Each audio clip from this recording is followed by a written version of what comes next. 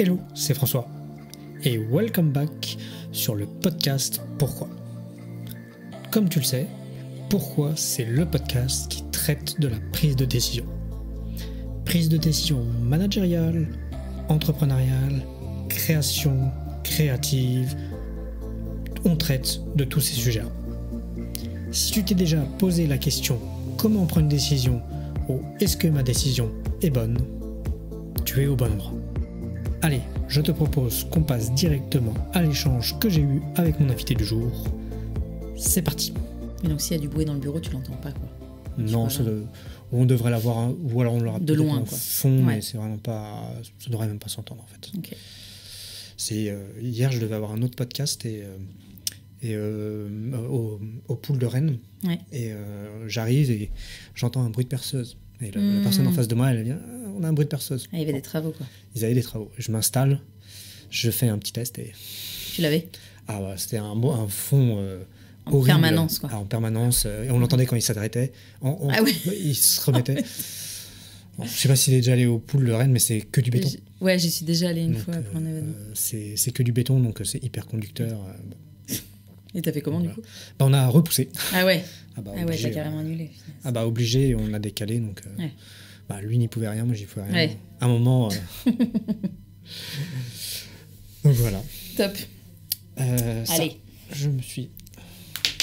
Je sais pas mis. Hop, tac, tac. Parfait. Prête ? Parfaitement prête. Super. Et Katia, merci beaucoup de me recevoir dans tes locaux. Avec plaisir, François. On est, pour décrire un peu l'ambiance, on est dans une salle de réunion, on est avec des paquets de gâteaux un peu partout. En décoration. En décoration, ce qui est très sympa. Et puis il y en a d'ouvert devant nous. Donc, ça, c'est pas que de la déco, c'est pas que des paquets vides, t'en as aussi à manger. Il y en a aussi à manger. Ce que je vais te proposer, Katia, c'est de te présenter. On parle de biscuits et je pense que beaucoup d'épisodes vont tourner autour de ce domaine-là, mais qui es-tu, Katia ? Qui est Katia ? Donc moi j'ai 38 ans, je suis maman de 3 petits garçons et je suis la cofondatrice de la biscuiterie Andy Gaspi. Donc avant de rentrer dans ce qu'est la biscuiterie, moi j'ai un parcours scientifique comme mes associés. Donc on est 3 femmes à la tête du projet, on a toutes les 3 à peu près le même parcours. On est ingénieurs agro toutes les 3 et on a bossé pour des gros industriels de la filière alimentaire. Moi j'ai passé 8 ans chez Nestlé. D'accord. Donc, j'étais au cœur du réacteur de la grosse industrie. Et puis ensuite, prise de conscience à la trentaine, à l'arrivée du premier enfant, où je me suis dit que j'avais plus envie de nourrir ces schémas-là et de nourrir la grosse machine alimentaire. Oui. Et du coup, j'ai eu vraiment l'envie de m'engager sur des projets plus vertueux, avec un vrai impact social et environnemental. Donc, je l'ai fait d'abord en tant que bénévole dans des assos, puis en tant que salarié dans des startups ou dans des assos, jusqu'à devenir entrepreneur il y a 3 ans avec mes 2 acolytes, Louise et Alix. Super. Et effectivement, il y a plein de points sur lesquels on va revenir, mais ma petite question habituelle, juste après cette présentation, c'est comment tu te définis professionnellement ? Comment je me définis ? Bon alors, quand on me demande, assez classiquement, je dis la cofondatrice de la biscuiterie Andy Gaspi, mais là, ta question, je l'aime bien, donc je dirais une gourmande engagée. Parce que j'ai toujours eu envie de travailler sur des produits alimentaires. Enfin, j'avais très envie d'être dans le frigo et le placard des Français à travers des produits que tout le monde aime et que tout le monde mange. Et je trouve que derrière l'alimentation, il y a quelque chose de très fédérateur, convivial. C'est vraiment le moment où tu partages, tu es en famille. Enfin, moi, je suis d'origine italienne, donc le repas, c'est un moment sacré. Okay. C'est vraiment le moment où il y a tout le monde autour de la table, ça parle fort, ça crie, mais tout le monde est content d'être là. Donc, j'avais très envie d'être, avec mon métier, un peu m'incruster chez les gens à travers des produits alimentaires. Et plus les années ont passé, plus j'ai pris conscience de l'impact social et environnemental de notre alimentation et de comment moi, à mon échelle et à mon niveau, je pouvais jouer sur ça et vraiment arriver à incruster des valeurs chez les gens à travers les produits. Donc voilà, je dirais une gourmande engagée. J'aime beaucoup cette définition parce que j'aime bien poser cette question parce que souvent on attribue des étiquettes, ce que je dis régulièrement à ce micro, on attribue des étiquettes aux entrepreneurs. Tu vois, tu le disais toi-même, tu pourrais te labelliser cofondatrice d'une entreprise, alors que souvent comment on se voit nous n'est pas la même chose comment on est vu par l'extérieur. Et j'aime bien cette vision parce que ça donne aussi une appréciation de comment toi tu te vois et comment tu as, en fait, t'as cette vision un peu, qui est là, de gourmand engagé. Donc j'aime beaucoup le terme. Je vais me faire tatouer finalement. Bah ouais, un petit tatouage, ça serait sympa. Et justement, on revient un peu sur... Donc, tu nous disais que tu as travaillé pendant un certain nombre d'années dans de l'agroalimentaire, on va dire, traditionnel. Qu'est-ce qui t'a amené, outre, j'ai bien entendu, la partie vraiment de côté italien et le repas, qu'est-ce qui t'a amené justement à travailler un peu dans ce domaine-là? Parce que tu m'as dit, t'aimes bien le produit, bien t'incruster t'aimerais bien t'incruster dans les frigos des gens. Des Français. Voilà. Mais il y a... Qu'est-ce qui t'a fait basculer vraiment dans ce côté-là? Parce qu'il y aurait plein d'autres choses, on aurait pu penser à plein d'autres métiers. Comment t'en es arrivé à cette expérience? Vraiment un peu par hasard, je pense. En fait, jusqu'à la terminale, je voulais être instite. Okay. J'étais monomaniaque, je vais être instite. Et puis après, je sais pas, en terminale, je me suis dit... Oui, si vous entendez des bruits à droite à gauche, c'est qu'il y a des gens qui passent autour. On est sur l'heure du midi, je suppose. Voilà. Mais voilà.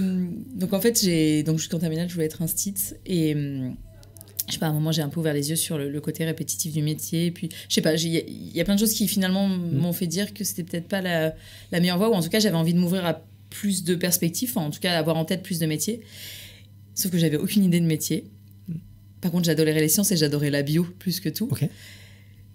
Donc moi j'ai fait une prépa bio parce que je me suis dit vu que je sais pas ce que je veux faire, j'aime la bio et je suis à fond sur les sciences, je vais continuer sur ce qui me plaît. Donc j'ai fait une prépa bio.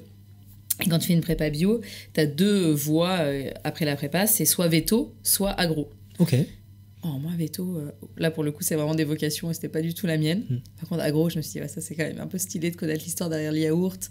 Et du coup j'ai commencé à m'intéresser au métier de l'agroalimentaire et finalement à toutes ces histoires qu'il y a derrière les produits qu'on mange au quotidien mais sur lesquels on se pose rarement la question de comment il a été fait, d'où il vient, par qui, comment. Je me suis dit ça j'ai quand même envie de le creuser. Parce que j'étais déjà gourmande. Donc je me suis dit, j'ai envie de creuser. Et après, donc, j'ai fait une école d'ingénieur agroalimentaire à Nantes. C'est comme ça que j'ai découvert Nantes, parce que moi, je viens de Grenoble. Et là, j'ai découvert toutes les facettes liées au métier d'ingénieur agroalimentaire. Donc la fabrication, la qualité, le marketing, la communication, la recherche et développement, enfin tout ça.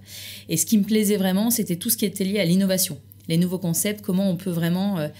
satisfaire les envies des consommateurs, de quoi ils ont envie, comment nous on peut y répondre et quels nouveaux concepts et quelles nouvelles tendances on peut mettre en place. Et là je me suis rendu compte que c'était un peu toutes les fonctions marketing qui étaient regroupées. Donc je me suis spécialisée en marketing en faisant une école de commerce à Nantes. D'accord. Et ensuite j'ai intégré le groupe Nestlé en stage puis en CDI. Okay. Et voilà, là j'étais vraiment au cœur du système, donc ça a été une super école et je ne crache pas du tout sur mes années Nestlé. Parce que si je suis la personne que je suis aujourd'hui, c'est grâce à Nestlé. Mais c'est aussi grâce à Nestlé que j'ai ouvert les yeux sur les schémas multinationaux de l'agroalimentaire que j'avais plus envie de côtoyer. Et justement, comment... Parce que c'est vrai que c'est un métier, quand on dit agroalimentaire, c'est très vague. Moi, pour l'avoir côtoyé de très très loin, mais côtoyé un tout petit peu, d'être rentré dans quelques usines, ça reste quand même très vague. C'est quoi t'as décrit quelques éléments, mais c'est quoi ce métier en fait d'ingénieur agroalimentaire parce que tu nous parlais de marketing, de communication, mais je suppose, je sais que tu parlais de créer des gammes de produits, des produits. Comment ça se passe ? Eh ben, en fait, le métier d'ingénieur agroalimentaire, c'est comment on donne vie aux produits qu'on mange au quotidien. Alors, plutôt aux produits transformés. On n'était pas sur la filière agricole. On était vraiment sur une filière agroalimentaire, donc de transformation. Donc, c'est plutôt tout ce qui a déjà subi une transformation entre le champ et l'assiette, entre la fourche et la fourchette. Et après, du coup, le métier d'ingénieur agro, il peut être vraiment varié. Moi, ce qui me plaisait, c'était la partie imaginer de nouveaux concepts, de nouveaux produits. Mais après, tu as des ingénieurs R&D qui les mettent réellement en forme, qui cuisinent pour leur donner vie.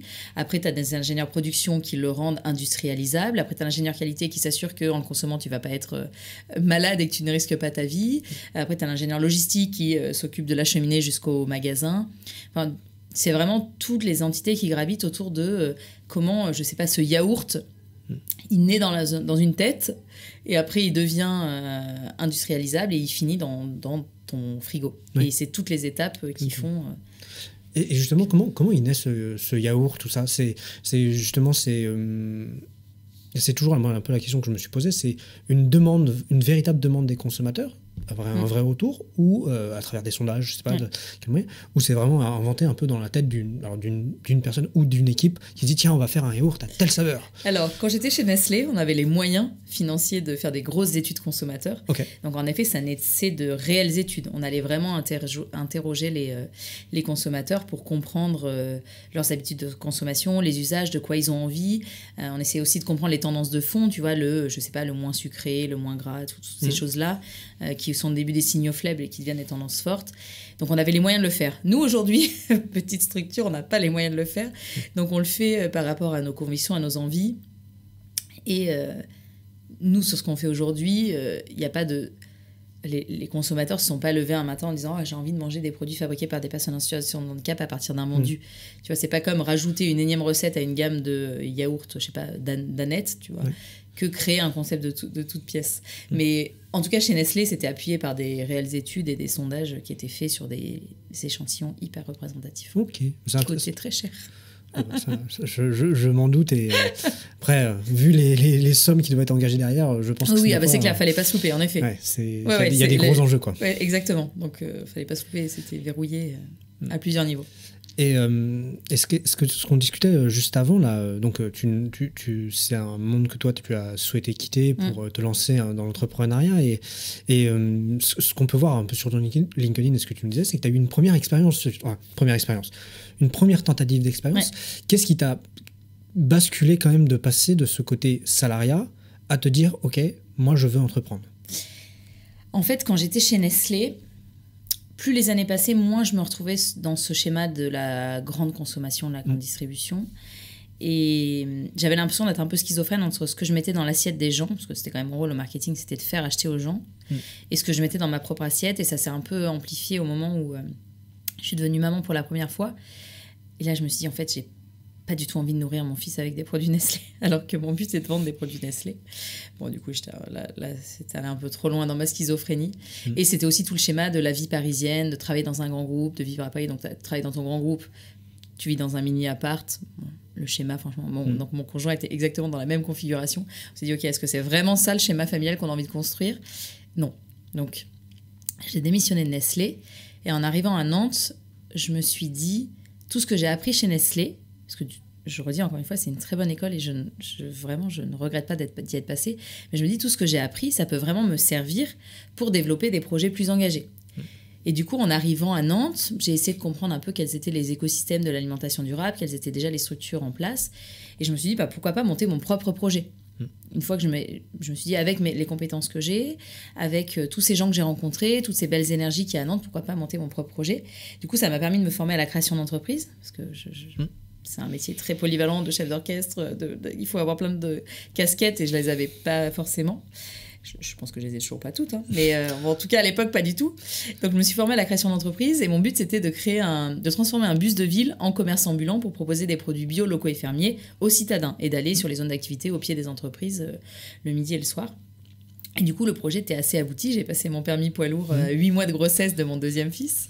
Premier fils, j'ai démissionné. Deuxième fils, permis poids lourd. Et troisième fils, la biscuiterie. Mais donc, deuxième fils, Malo. Donc, j'étais enceinte de 8 mois. Je passe mon permis poids lourd.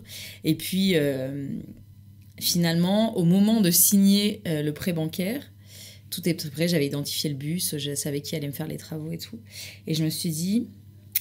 Est-ce que j'ai vraiment envie d'être toute seule dans mon bus, même si je vais voir plein de clients, je vais voir plein de partenaires, de fournisseurs, mais au quotidien, j'ai peur d'être seule et moi, j'ai besoin de me nourrir de l'énergie des autres et j'ai besoin de beaucoup de relationnel. Je me suis dit, j'aurais pas d'équipe, j'aurais pas de collègues, j'aurais pas ce truc où tu arrives, où tu es content de voir les gens. Ça m'a fait un peu peur. Je me suis dit, non, en fait, j'ai envie d'avoir du monde. Donc, c'est pour ça que je suis retournée dans le salariat, mais riche de toutes ces clés sur l'entrepreneuriat et la création d'entreprise. Du coup, j'ai été la première salariée d'une start-up qui se lançait dans la logistique des circuits courts.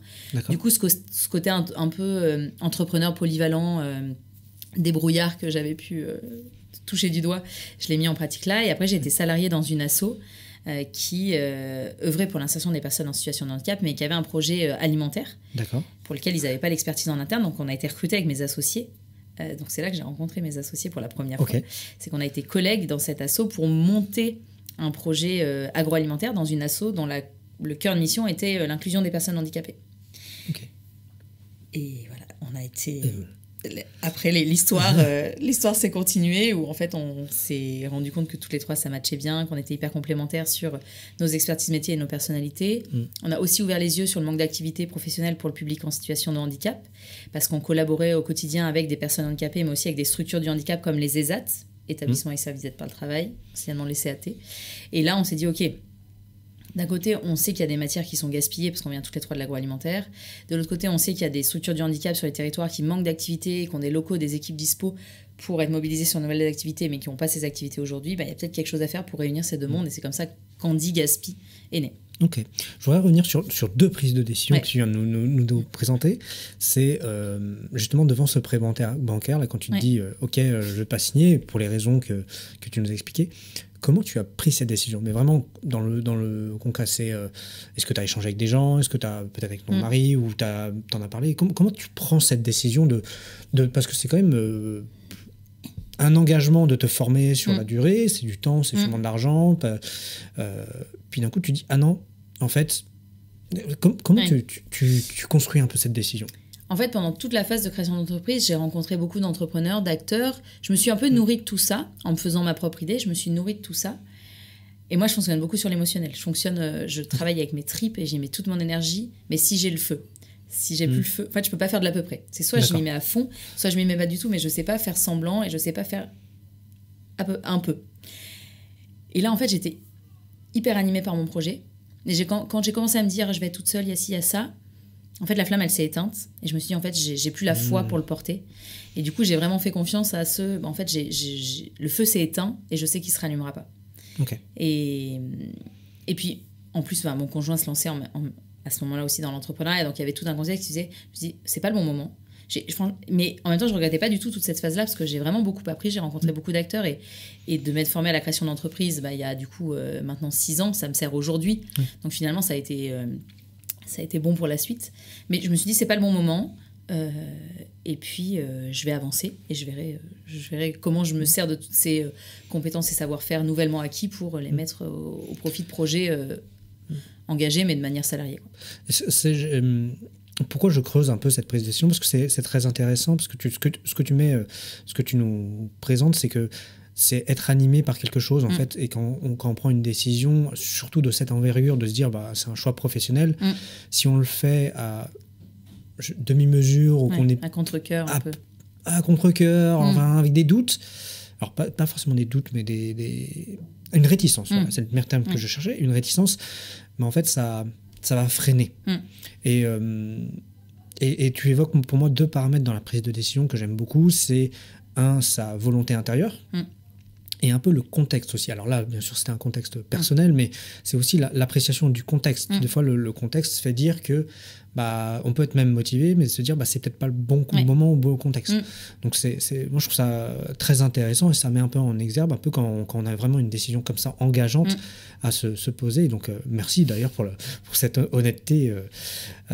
Et la deuxième décision sur laquelle je voudrais revenir, qui est liée à Andy Gaspi, c'est de se dire comment vous décidez, toi et tes 2 cofondatrices, de vous dire ok, on passe d'un emploi salarial à se dire on a constaté qu'il y a différents problèmes, mais on aurait pu faire ça dans une structure existante, à se dire non, on va entreprendre.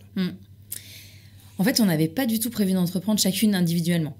Okay. À ce moment-là de nos vies, en fait, on était en CDD dans cet asso. Nos CDD se terminaient à la même date, 31 décembre 2020.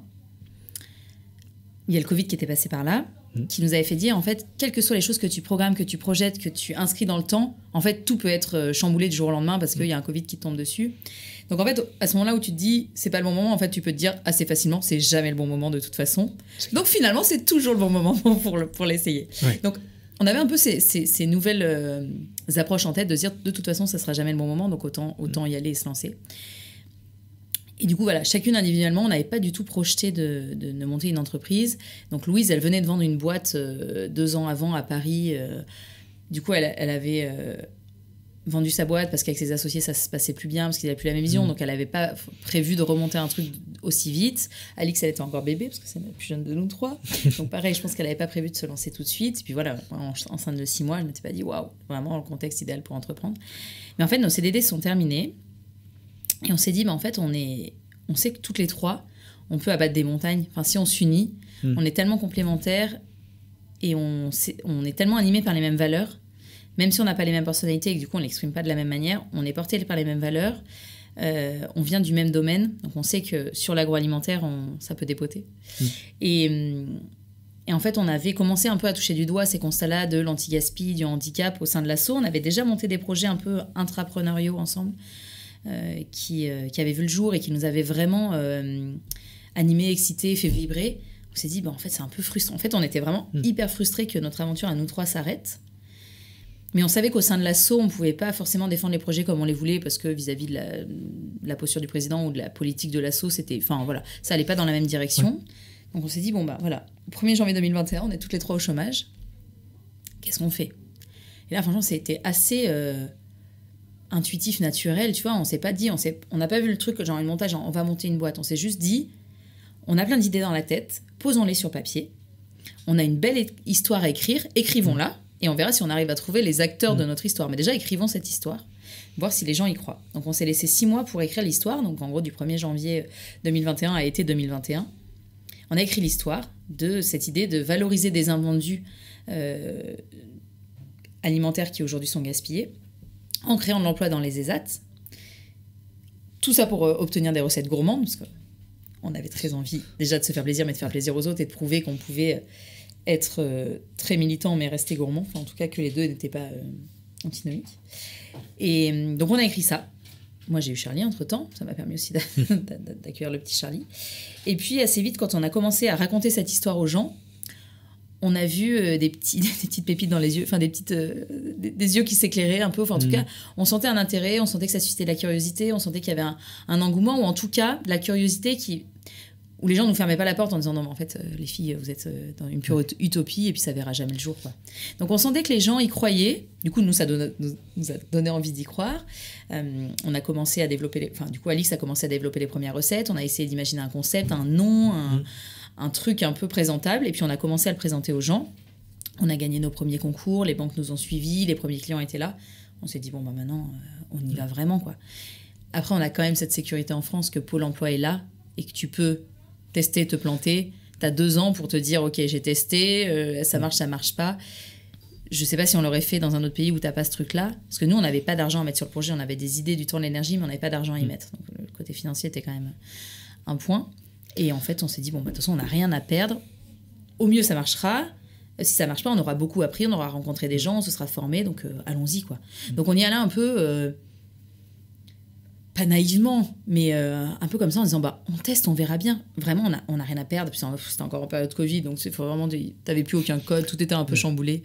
Donc on s'est dit franchement, on verra bien. Et de voir que les gens y croyaient assez vite, ça nous a tellement... on s'est senti pousser des ailes assez vite. Et du coup, on a lancé ça comme ça. Ok. C'est très intéressant parce que effectivement, y a plusieurs aspects qui montrent, et j'aime bien cette comment tu le racontes, parce qu'en fait tu montres comment ça n'a pas été une décision d'un moment, se dire ce qu'on croit souvent quand on voit un entrepreneur, on se dit il a une idée de boîte, c'est arrivé comme ça et c'est levé un matin, il avait une boîte. Alors je sais pas si ça existe, peut-être, mais en fait ça a été quand même un long process. Ça a été plus de 6 mois de réflexion, nourri des expériences passées, de constats passés, pour un peu tester autour de vous, alors trouver l'idée, puis tester autour de vous, et puis voir s'il y avait déjà un intérêt. Et puis après, je pense que les concours et le fait de gagner des choses aussi crée une envie et valide certaines choses. Donc ça, c'est top. Et c'est très intéressant de comprendre que c'est pas une décision à un moment T, mais vraiment sur la longueur. Et justement, parce qu'on en parle... on a un peu évoqué le nom de Andy Gaspi, mais qu'est-ce que c'est Andy Gaspi? Du coup, comme son nom l'indique, on a 2 piliers, le handicap et l'anti-gaspi. Et c'est vraiment les 2 piliers fondateurs de la démarche, et c'est vraiment l'ADN du projet où le pilier social et environnemental sont vraiment placés au même niveau. Okay. Donc nous, notre raison d'être, c'est croquer les codes de l'industrie pour les rendre plus solidaires et plus circulaires. Donc notre enjeu... Alors, volontairement, on n'a pas dit industrie agroalimentaire dans notre raison d'être parce qu'on se dit que ce qu'on fait aujourd'hui sur l'alimentaire, demain on peut le faire, en tout cas nous ou d'autres peuvent le faire sur d'autres secteurs d'activité. Mais l'idée, c'est de valoriser des matières qui aujourd'hui sont gaspillées, jetées, en créant de l'emploi pour les personnes en situation de handicap. Donc nous, concrètement, la première chose qu'on a lancée, c'est la biscuiterie. Donc on fait des biscuits à base de pain. Donc les invendus de pain des boulangers qu'on collecte, qu'on transforme en chapelure et qu'on réintègre dans les biscuits en guise de matière première. Et toute la fabrication et le conditionnement sont faits par des personnes en situation de handicap mental et psychique. Donc nous, notre modèle, c'est de nous installer dans les ESAT, dans ces structures du handicap qui sont présentes partout en France et qui sont toutes en manque d'activité. On les forme, on les accompagne sur un nouveau métier qui est celui de biscuitier. Et après, c'est vraiment eux qui pilotent la fabrication, le conditionnement. Donc là, on a installé notre premier atelier en région nantaise il y a 2 ans. Et on a formé 30 personnes sur le métier de biscuitier. Et c'est vraiment eux qui donnent vie à nos produits. Et donc là, aujourd'hui, ils sauvent l'équivalent de 300 baguettes jour. Et là, on va passer cet été à 500 baguettes jour parce qu'on est en train d'optimiser un peu notre outil. Et on commence à répandre le modèle parce que malheureusement, des invendus de pain, il n'y en a pas qu'à Nantes. Et des personnes en situation de handicap à la recherche de nouveaux métiers non plus. Donc, ce qu'on a testé, un peu crash-testé à Nantes, bah, du coup, on va commencer à faire des petits cette année. Super, c'est top. Et justement, comment est née cette... Parce que pour être assez fan de pâtisserie, de biscuits, pour ne pas le cacher, intégrer du pain dans des biscuits, bah, pour moi, ça c'est pas logique. C'est pas intuitif. Alors je sais, dans la cuisine, j'aurais pu te dire oui, parce que je pense à certaines recettes, mais comment est venue cette idée ? En fait, quand on a lancé l'aventure, on s'est dit on veut valoriser des matières et on a essayé de comprendre quelles étaient les matières gaspillées sur les territoires. De manière intuitive, les gens pensent aux fruits et légumes parce que c'est visible, tu les vois dans tes rayons, tu dis ok, c'est abîmé, ça ne sera pas vendu. Donc on s'est dit ok, les fruits et légumes. Et en fait, les fruits et légumes, il y a déjà plein de schémas de valorisation et de filières qui aujourd'hui les récupèrent en amont ou en aval de la filière, mais qui ont des schémas de valorisation, de transformation ou d'écoulement via d'autres circuits. Mais bon, bref, fruits et légumes, on s'est dit il y a déjà plein d'acteurs. Et quand on a essayé de voir tout ce qui nous entourait, on s'est dit mais en fait, le pain, on n'a pas l'impression que c'est un invendu dans la tête des gens. En fait, tu achètes ton pain, chaque boulanger produit à petite échelle, donc tu n'as pas un gaspillage massif. Sauf qu'aujourd'hui, c'est 200 millions de baguettes de pain jetées chaque année en France par les boulangers. En fait, chaque boulanger a quelques pains invendus chaque soir. Parce que toi, à 19h, quand tu vas à la fermeture de ta boulangerie, tu as envie qu'il y ait encore du pain frais du jour. Donc en fait, eux, ils produisent jusqu'à la fermeture. Mais sauf que quand ça ferme, en fait, le lendemain, tu n'as pour le coup pas envie de manger la baguette de la veille. Donc, qu'est-ce qu'on fait de ces baguettes Cendrillon qui, à minuit, deviennent déchets? Du coup, les baguettes Cendrillon, elles sont jetées aujourd'hui. Parce qu'il n'y a pas de filière très structurée, parce que les volumes sont un peu trop éclatés, trop diffus. Mais du coup, il y a quand même ces invendus-là. Et on s'est dit, en fait, le pain, il est moins pris en compte dans les schémas de valorisation. Il y a moins de filières. Et puis, on s'est rendu compte que les banques alimentaires, elles ne le prenaient plus dans les boulangeries ou dans les magasins. Parce qu'en fait, le temps qu'elles le récupèrent, qu'elles le redistribuent aux bénéficiaires, il est dur. Donc, tu n'as pas envie d'avoir du pain. Il y a quelques jours. Donc, on s'est dit, en fait, les boulangers et les magasins ont non sur les bras chaque soir. Les banques alimentaires ne le prennent plus. Du coup, il y a un truc à faire. Et Alix, l'une de mes associées, venait de chez Saint-Michel, donc dans les biscuits. Et assez vite, dans sa cuisine, elle s'est rendue compte que broyer du pain pour le réintégrer en tant que farine dans un biscuit, ça fonctionnait hyper bien. C'était facile à faire. Après, elle a trouvé le bon équilibre entre la farine de pain upcyclée, revalorisée, et la farine de blé classique, parce qu'il faut quand même un équilibre entre les deux. Mais en fait, assez vite, on s'est dit, ok, c'est facile. En plus, on avait très envie de travailler sur un produit plaisir pour que les gens rentrent par le plaisir, qu'ils n'aient pas l'impression que faire des bonnes actions, c'est faire des concessions. On voulait vraiment que ce soit un produit familial, que les gens prennent plaisir, qu'ils rentrent par la gourmandise, et qu'en plus d'être bon pour les papilles, il est bon pour la planète et la société. Mais voilà, on voulait un truc gourmand, donc on s'est dit le biscuit, c'est parfait. Et elle avait le savoir-faire biscuitier, donc on a commencé là-dessus. Et là, on travaille maintenant sur une déclinaison de la démarche sur d'autres typologies de produits, mais là, aujourd'hui, on fait du biscuit. Ok. Oui, parce que le but aujourd'hui, et puis on va reparler, parce qu'il y a une autre marque de biscuits, et je voudrais comprendre comment c'est venu, mais la volonté, c'est demain, c'est pas juste de proposer des biscuits, effectivement, c'est d'aller sur toute une variété de produits avec cette même démarche, en fait. Ouais. En fait, c'est un peu un label qu'on a créé. Tu vois, Andy Gaspi, c'est le dénominateur commun à tout ce qui sort de nos ateliers. Et c'est vraiment cette démarche de dire on valorise des matières en créant de l'emploi inclusif. demain, je sais pas, on pourrait faire des meubles en chute de bois fabriqués dans des menuiseries en ESAT, que ce serait Handy Gaspi. Alors pour l'instant, ce qu'on maîtrise, c'est l'alimentaire, on va rester dans l'alimentaire, mais demain, on peut très bien imaginer faire des confitures à base de fruits moches ou déclassés en ESAT, faire des bières à base de pain en ESAT. Enfin, en fait, il y a plein de choses qu'on peut créer qui sont des produits gourmands, mais qui sont dans cette démarche Handy Gaspi. Il y a vraiment une volonté et tu vois, c'est ça que je découvre, et c'est pour ça que je fais ce podcast, c'est que c'est intéressant, c'est que en fait, moi je vous positionnais comme une biscuiterie, alors qu'elle a étoffé sûrement la gamme de produits, mais en fait, comme tu me le décris, c'est plutôt une entreprise de labellisation pas d'un savoir-faire, mais d'une manière de faire certains produits qui, alors aujourd'hui sur l'agroalimentaire, peut-être demain sur d'autres sujets, de recycler un produit pour en faire quelque chose qu'on peut reconsommer. En fait. C'est ça. À travers, bien sûr, le côté ESAT et en plus ce côté un peu social. Ok, c'est intéressant. En effet, en fait, je pense même que là, donc le nom de notre société, c'est la biscuiterie Handy Gaspi.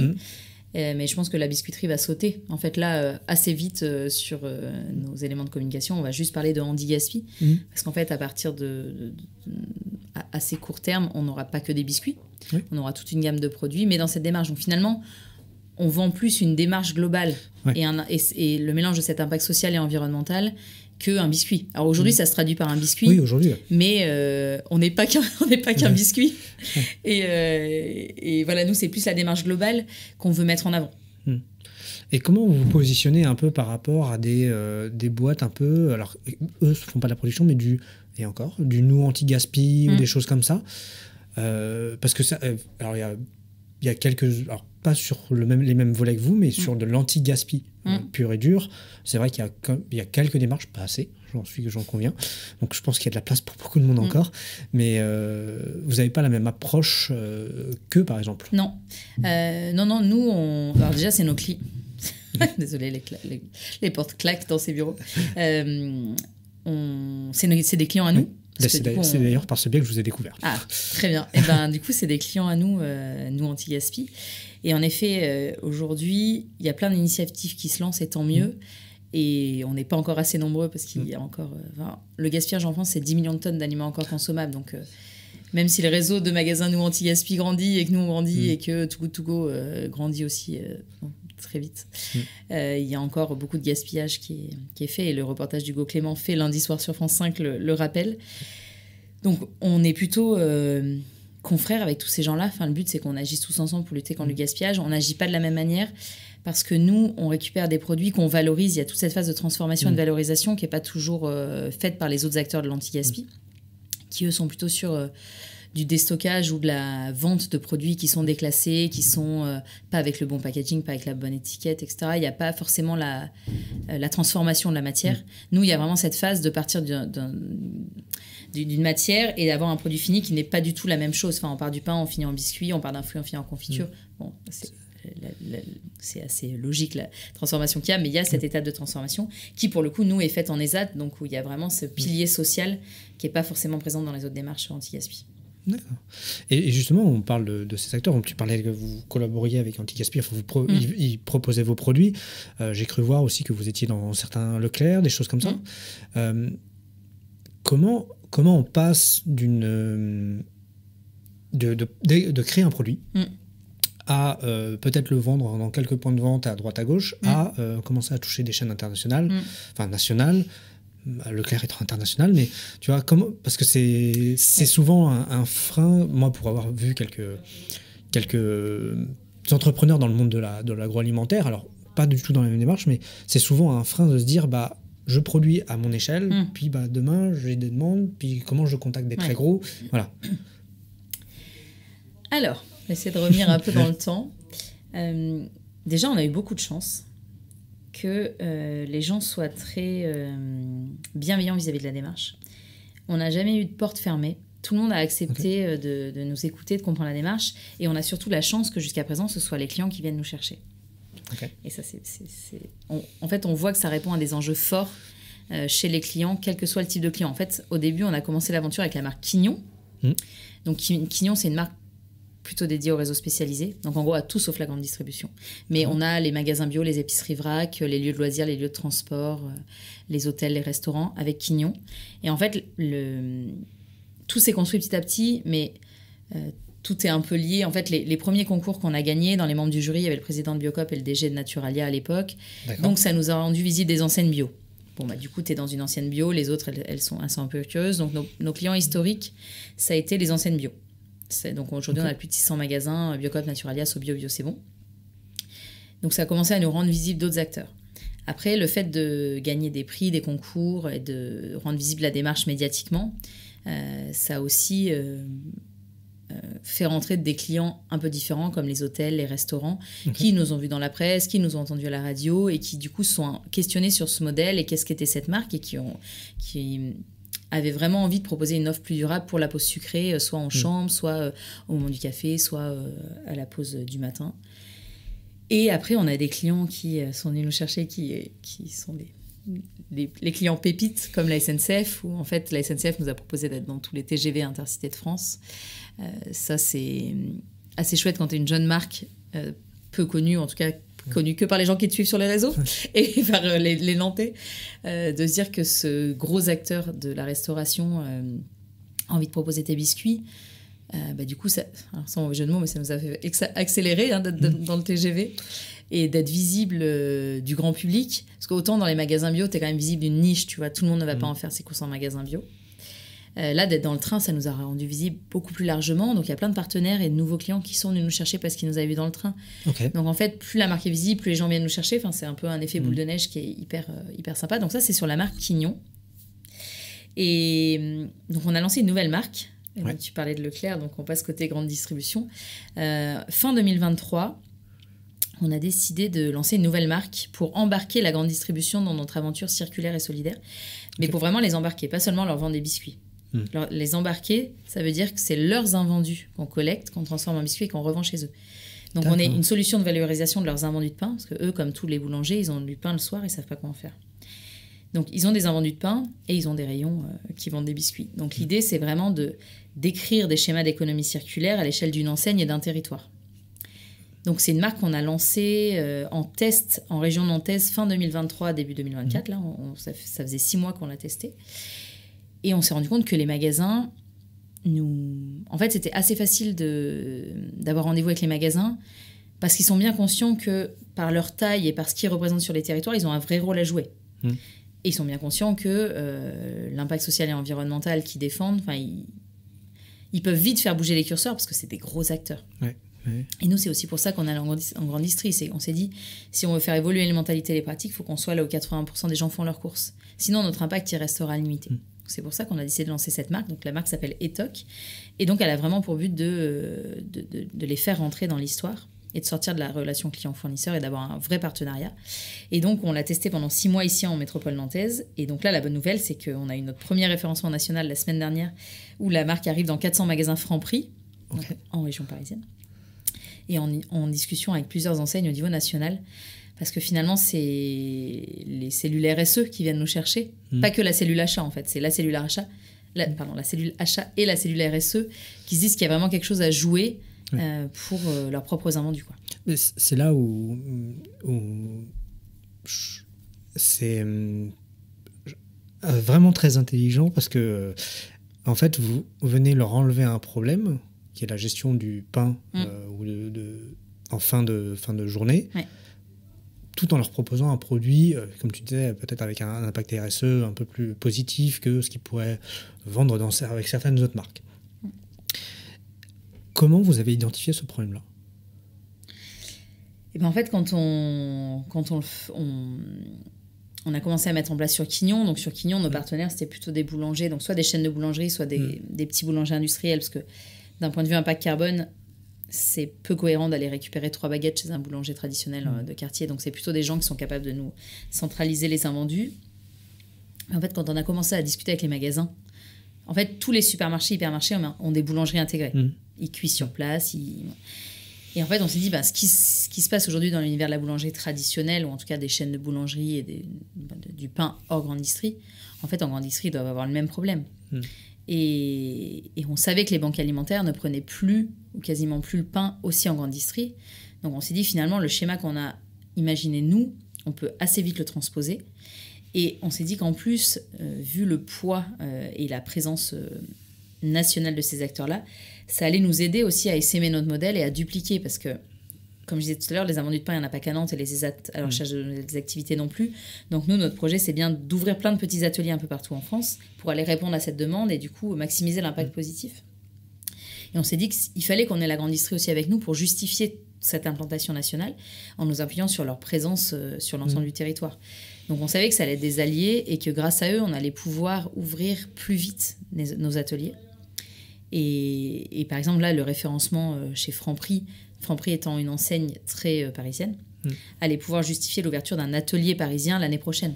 Parce que là, aujourd'hui, les invendus de pain de Franprix sont collectés à Paris mais viennent à Nantes. Ce qui, à court terme, il fallait lancer le partenariat, mais assez vite, on veut que les invendus de pain des magasins parisiens soient valorisés dans un atelier parisien et qu'ils retournent dans les magasins parisiens et que tout se fasse en circuit ultra court, quoi. Et justement, ce développement qui risque d'être exponentiel très rapidement, je peux que vous le souhaiter. Moi aussi, je te jure. Comment vous prévoyez un peu, alors je me passe un peu dans la perspective, comment vous prévoyez parce que potentiellement ça veut dire une augmentation de votre capacité de production assez phénoménale. Si demain vous avez, tous les Leclerc qui vous commandent des biscuits, je ne connais pas votre capacité de production, mais même sur le site nantais, à mon avis, vous ne pouvez pas répondre à la demande ou alors en très petite quantité. Ça veut dire, comme tu le disais, ouvrir des points de production, par exemple à Paris, mais aussi dans d'autres régions, tu le mentionnais tout à l'heure. Comment on aborde, quand on est face à ce mur qui peut potentiellement arriver, comment on aborde la chose? Parce que c'est un mur. Ouais. Déjà, on l'aborde en toute transparence avec les enseignes. Ok. Pour leur dire, voilà, aujourd'hui, on est capable de... Donc, pour te donner une idée, là, à Nantes, jusqu'à la semaine dernière, on fabriquait 20 000 biscuits jour. Okay. Là, en ce moment, on est en train de faire des travaux pour passer à 40 000 biscuits jour. Donc, ça fait 4 000 paquets de biscuits. Ce qui est déjà... alors, bien sûr, on n'est pas l'UEBN, mais en même temps, on n'est pas un petit artisan. Donc, on a quand même cette capacité semi-industrielle déjà ici. Là, on va ouvrir Lille cet automne qui sera sur les mêmes capacités. D'accord. Donc, on a déjà de quoi faire. Enfin, là, on a de quoi absorber de nouveaux clients et même des gros clients là sur la fin de l'année. Et ce qu'on fait, c'est qu'on se tient prête à dégainer plein d'ateliers. Donc en fait, là, la troisième associée, Louise, qui est sur la partie vraiment production, process et sémage, elle est en train de sonder un peu les ESAT de plusieurs métropoles en France, donc les plus avancées étant Paris et Lyon. Mais en fait, on a toutes les semaines quasiment de la demande entrante des ESAT qui nous appellent d'un peu partout en France. Bon, parce qu'ils sont vraiment confrontés à un réel manque d'activité. Et ils ont besoin d'activités qui soient dans la durée, sur lesquelles ils puissent se projeter. Et puis l'activité alimentaire, c'est aussi très sympa parce que c'est concret, c'est visuel. Enfin, on peut être formé rapidement. Donc, bref, du coup, le projet leur plaît. Donc, on a toutes les semaines des nouveaux appels. Donc, on essaye déjà de comprendre en termes de taille de locaux, taille d'équipe, si ça peut le faire. Et après, on visite, on voit si c'est adapté à notre activité et à quel point on pourrait basculer rapidement un atelier là-bas. En fonction de la configuration des locaux, ça peut aller très vite, comme ça peut nécessiter des travaux. Donc comme ça, on a un peu un pool d'ESAT prêts à dégainer. Si Carrefour, demain, nous dit oui au national, comme ça, on pourra appuyer sur les bons boutons. Après, c'est aussi les enseignes sont aussi organisées en succursales régionales. Donc, on peut aussi activer, les régions petit à petit. Tu vois, pas les basculer tout d'un coup. Là, Franprix, on a pu l'absorber d'un coup, parce que Franprix, c'est des magasins de proximité, donc c'est des plus petits magasins. Mais après, nous, là, aujourd'hui, ça ne nous fait pas du tout peur de nous dire que demain, on peut signer Carrefour national, parce qu'on sait qu'on pourra ouvrir ces ateliers. Et on sait que, en fait, on a tout intérêt à construire ce maillage régional avec eux, donc au plus près de leur succursale, au plus près de leur magasin. Donc, nous, on est plutôt excités à l'idée de collaborer avec tous ces nouveaux acteurs. Et puis je peux que le souhaiter. Je peux que le souhaiter. Et ça me fait penser parce que tu parlais de tes cofondatrices, de tes collègues. Vous avez chacune, alors vous êtes toutes les trois ingénieurs agroalimentaires de base, mais tu le disais un peu en filigrane, mais vous avez un peu des sensibilités différentes. Comment vous répartissez un peu l'activité aujourd'hui de la marque Handicaspi, de l'entreprise Handicaspi, en termes de répartition? Vous travaillez toutes sur le même sujet? Non. Vous partagez? On a en fait, même si on a fait toutes les 3 une école d'ingénieur agroalimentaire, comme je t'expliquais tout à l'heure, au sein du métier d'ingénieur agro, tu as plein de profils et d'expertises différentes. Donc en fait, on a gardé un peu nos expertises de nos vies d'avant, qu'on met au service du projet. Donc Alix, elle est sur la partie recherche et développement et qualité. Donc c'est elle qui développe toutes les nouvelles recettes et qui essaye d'injecter toujours plus d'invendus et de nouveaux coproduits dans les recettes de biscuits ou autres, du coup. Pas que biscuits. Donc Alix, elle est R&D qualité. Louise, elle est sur la partie production logistique, process, on va dire au sens large. Et elle est sur le côté comment on a un modèle clé en main qu'on peut essaimer après dans toutes les métropoles de France. Et moi, j'ai gardé la partie marketing, commercial et communication. Moi, je tchatche, quoi. En gros. Et après, donc les projets, souvent, sont un peu découpés à travers ces expertises-là. Et ensuite, toutes les prises de décision, on les fait ensemble. Parce que finalement, on va tout ramener un peu notre éclairage sur le projet, qui n'est pas le même, parce que souvent, la prod et le commerce, ils s'aiment pas trop, parce que le commerce veut un truc que la prod ne sait pas faire. Bon. Et là, on est associés, tu vois, on n'est pas collègues, on se dit « Non, je le ferai pas, je peux pas faire ». Bon, là, le but, c'est que la boîte se développe et qu'on maximise l'impact social et environnemental. Donc, en fait, à chaque fois, on échange sur les projets pour faire bouger les curseurs et faire en sorte que tout avance, mettre en commun un peu tout ce que nous, on a observé et puis tous les points de vue qu'on peut avoir. Donc, toutes les prises de décision stratégiques sont faites à 3 têtes. Ok. C'est bien, tu as anticipé ma question. Donc, du coup, je vais aller... Et quand vous vous réunissez, est-ce que tu pourrais me décrire un peu pas la vie traditionnelle, mais un peu le rythme que vous avez? Est-ce que vous faites des réunions, alors bien sûr sans me dévoiler des sujets, hein, c'est pas ça l'intérêt, mais est-ce que vous faites des réunions à toutes les 3, à rythme régulier, vous réunissez comment vous fonctionnez un peu justement en termes de direction d'entreprise? On n'a jamais réussi à mettre en place un truc hyper cadré de tel jour, telle heure, parce que pour plusieurs raisons. Déjà, donc là, tu es dans nos bureaux à Saint-Herblain, la biscuiterie est à Savenay. Pendant longtemps, les filles ont été à la biscuiterie et moi dans les bureaux. Donc on ne se voyait pas forcément physiquement. Donc on essayait pour le coup, d'avoir des temps réguliers de présence. Mais en fait, nos agendas, ils sont tellement... En fait, tout va un peu à 1000 à l'heure. On est sur plein d'événements, de rendez-vous et tout. Donc en fait, tu peux pas te dire, OK, tous les vendredis, on fait un point. Parce qu'en fait, le vendredi, tu as beaucoup de chances qu'il y ait un événement, il y aura une finale de concours, un truc que tu puisses pas déplacer, tu vois. Donc en fait, on essaye pendant longtemps, on a essayé de fixer un jour, une heure, mais c'était un peu compliqué. Mais on arrivait toujours à se parler, tu vois. Même si le jour était pas précis, on avait toujours des points. Et donc, moi, ce qui me manquait aussi, c'était qu'elle soit pas avec moi, enfin qu'on soit pas toutes les 3, tu vois, vivre le truc et sentir un peu l'excitation en live, tu vois, tu raccroches un coup de fil, tu débriefes en live et tout. Et donc ça, maintenant, on l'a parce qu'on est là, elles sont dans le bureau ici. Donc on est très souvent ensemble. Donc il y a un peu les points informels, tu vois, on partage les infos. Et après, on se pose soit que toutes les 3 pour les projets, soit avec nos salariés, nos alternants d'équipe pour tu vois, avancer sur les projets de manière plus collective.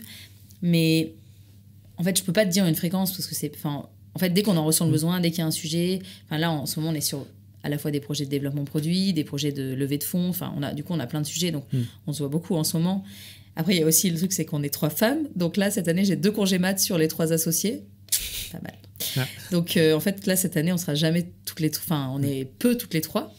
Parce que du coup, Louise revient de congé mat, Alix va partir en congé mat. Mais du coup, tu vois, ça nous a pas perturbé plus que ça, tu vois. On sait que ça continue à avancer, on sait que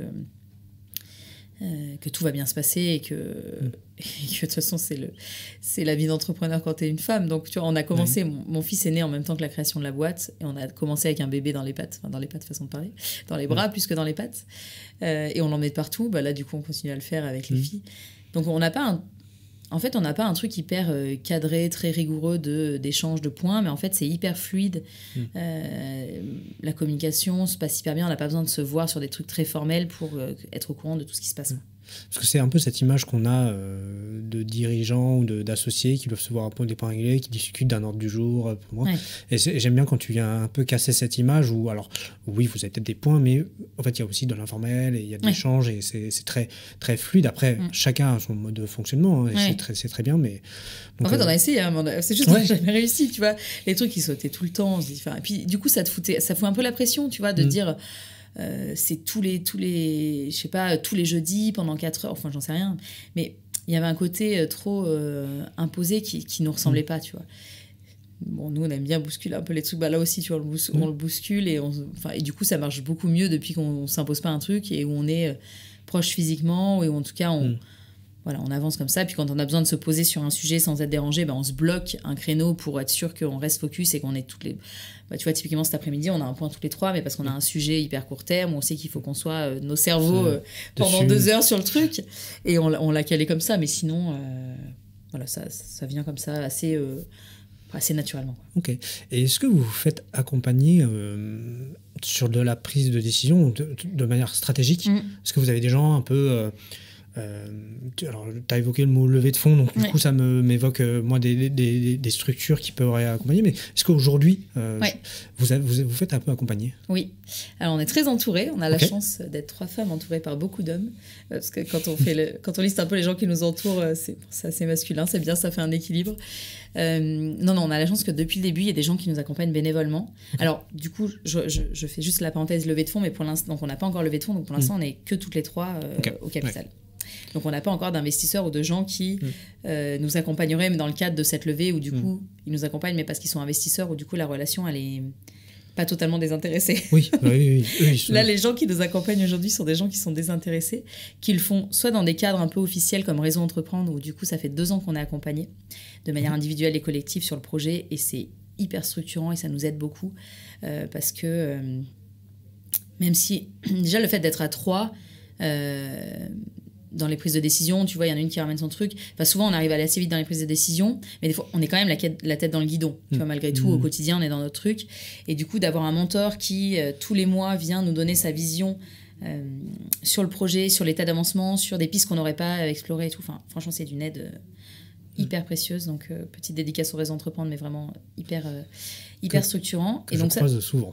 Ouais, à travers les entrepreneurs. C'est vrai que nous, ça nous a beaucoup aidé parce que vraiment, quand on est rentré au réseau, on n'avait même pas encore notre premier atelier à Savenay. Enfin, on était plutôt au stade de l'idée où on avait des biscuits fabriqués dans la cuisine d'Alix et c'est tout. Et ça nous a beaucoup aidé. Puis même en termes de crédibilité, de caution, dire que tu viens de Réseau Entreprendre, tu vois, vis-à-vis des banques ou vis-à-vis des partenaires, des clients, ça s'en jette un peu. Et nous, ça nous est d'une grande aide et vraiment notre mentor nous apporte énormément. Et donc, en plus de ce mentor un peu officiel Réseau Entreprendre, on a des gens qui nous accompagnent bénévolement sur leurs expertises. Donc, on a l'ancien directeur innovation de Saint-Michel qui nous accompagne plutôt sur la partie recherche et développement et grande tendance d'évolution du monde de la biscuiterie. On a des gens qui nous accompagnent sur la partie industrielle qui sont aujourd'hui des industriels en poste, des dirigeants et qui du coup nous accompagnent là-dessus. Il y en a qui nous accompagnent sur la partie boulangerie. Il y en a qui nous accompagnent sur... En fait, il y a des marques qui ont été créées 2 ou 3 ans avant nous, qui du coup nous accompagnent, ou en tout cas qu'on peut solliciter dès qu'on a envie, pour savoir en gros les écueils à éviter et eux, ce qu'ils auraient... Enfin, un peu les pièges dans lesquels il ne faut pas qu'on tombe, eux qui sont passés par là 2 ou 3 ans avant nous. Qui ont un peu d'avance sur vous en termes d'expérience et qui peuvent vous dire attention, là, il y a peut-être un piège ou qui va peut-être pas obligatoirement vous empêcher d'y tomber dedans, mais au moins vous savez que ça arrive. C'est ça. Donc on a vraiment des gens qui nous accompagnent sur tous les aspects, même sur l'aspect handicap. Du coup, on est dans des réseaux de structures inclusives. Enfin, c'est pas possible aujourd'hui, je sais pas ce qu'ils ont claqué les portes.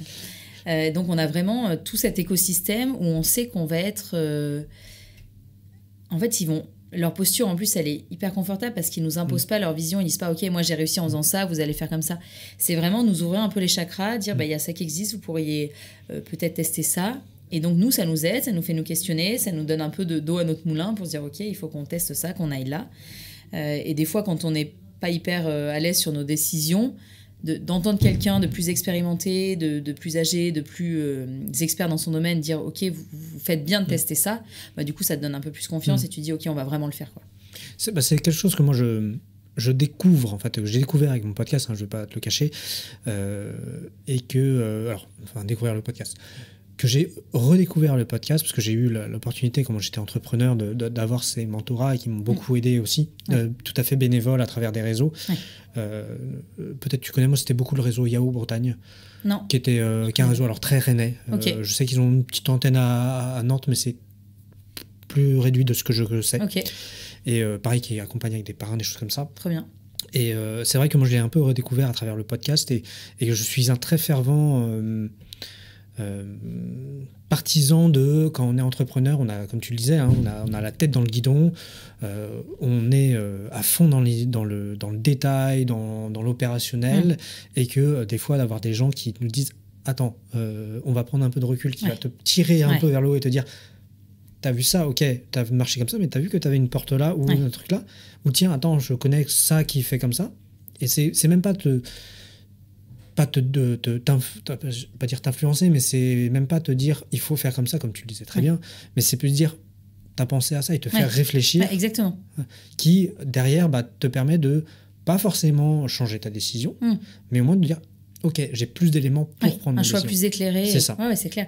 Puis souvent, nous, quand on voit notre mentor Raison Entreprendre, on sort, on dit mais il a tellement raison. Tu sais, des trucs, soit tu n'y avais pas pensé, soit tu l'avais un peu sous-estimé, tu te dis mais il a tellement raison, tout paraît évident. C'est vrai, et puis mais des fois, on a des surprises, et puis des fois, on se dit ah, il y avait raison, puis ah ouais, mais il a pas vu ça comme ça, il y a tel élément lui manque peut-être, et puis au final, voilà, tu continues dans ta décision. Et puis le fait que vous êtes aussi 3 associés, et moi je trouve plus facile, alors plus compliqué dans certains cas, parce que faut accorder 3 personnes, 3 personnalités, 3 cerveaux, mais et également plus facile pour prendre des décisions, parce qu'il y a 3 points de vue qui peuvent être débattus, donc ça c'est top. Ok.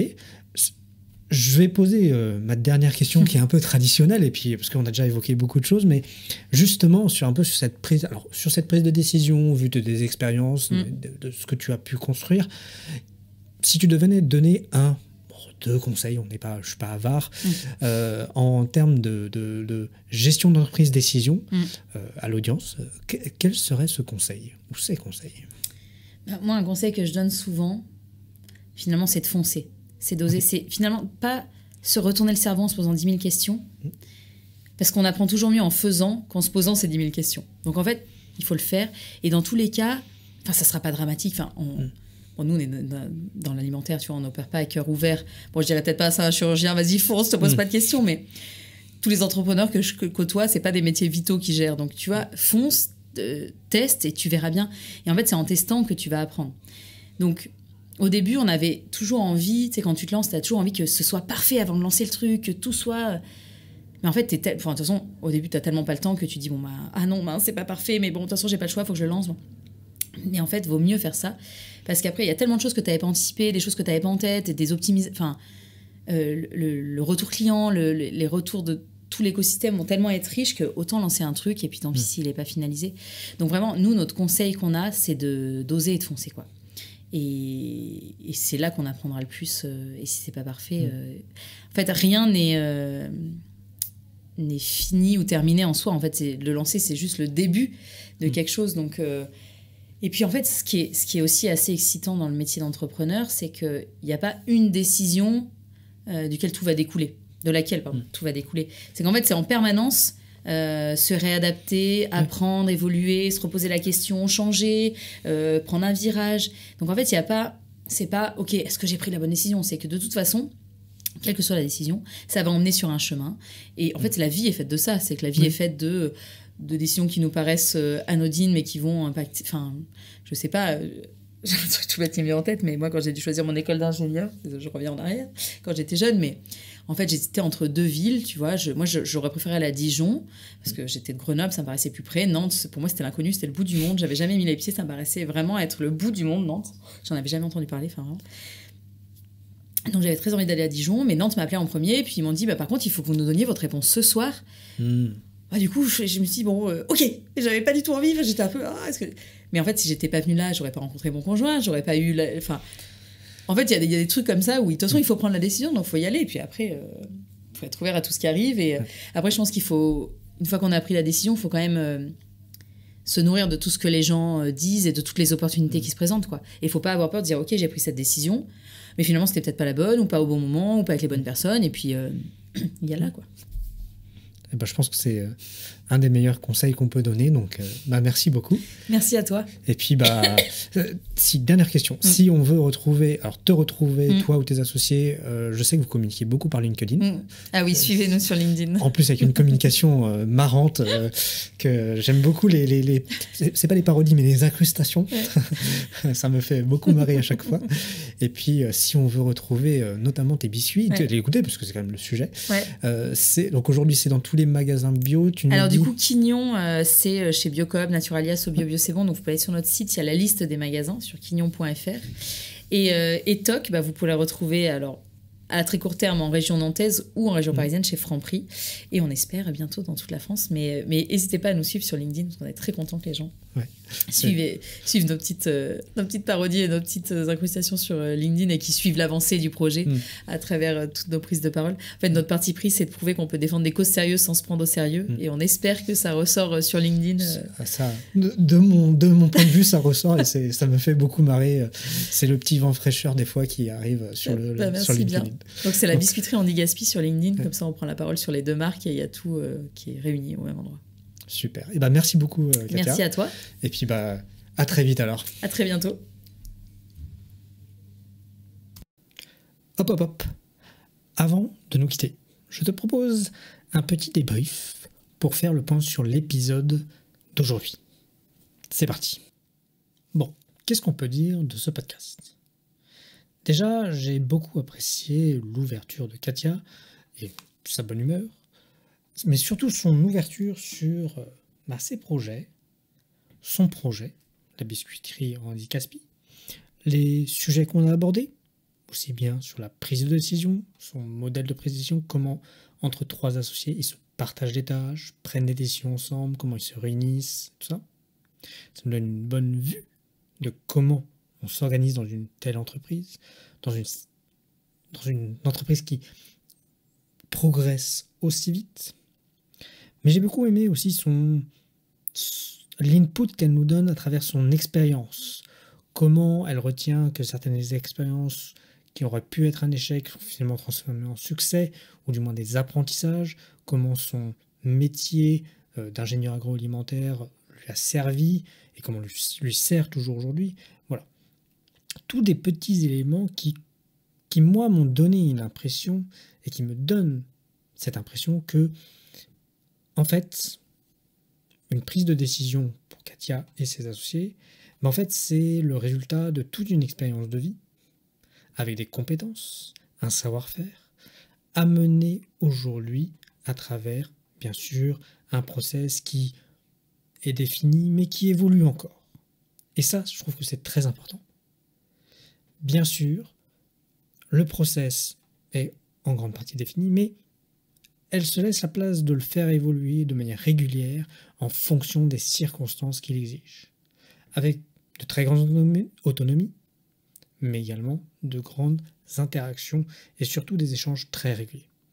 Et ça, je trouve ça passionnant. Voilà un peu ce que moi je retiens de cette interview. J'espère que cet épisode vous a plu. Voilà, moi ce que je retiens de cet épisode. Voilà, c'est fini. Bon, premièrement, j'espère que cet épisode t'a plu, que t'as pu apprendre des choses, que ça a pu t'inspirer. Et bien sûr, si tu as aimé cet épisode, n'hésite pas à le partager, à liker, à le partager, à liker, et tu as compris, à le partager. Ça m'aiderait grandement, en tout cas, si tu le fais, ça serait cool. Voilà, je t'embête pas plus, je te dis à la semaine prochaine pour une nouvelle conversation passionnante.